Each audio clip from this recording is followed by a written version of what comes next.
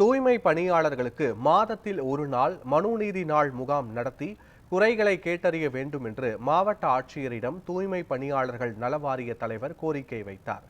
மயிலாடுதுறை மாவட்ட ஆட்சியர் அலுவலகத்தில் தூய்மை பணியாளர்களுக்கான அடையாள அட்டைகள் மற்றும் நலத்திட்ட உதவிகளை வழங்கும் விழா நடைபெற்றது.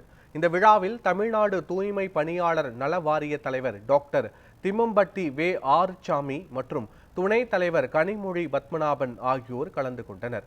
இந்த நிகழ்ச்சியில் 50 தூய்மை பணியாளர்களுக்கு நல வாரியம் அட்டையும் 50 பேருக்கு மருத்துவ காப்பீடு அட்டையும் வழங்கப்பட்டது.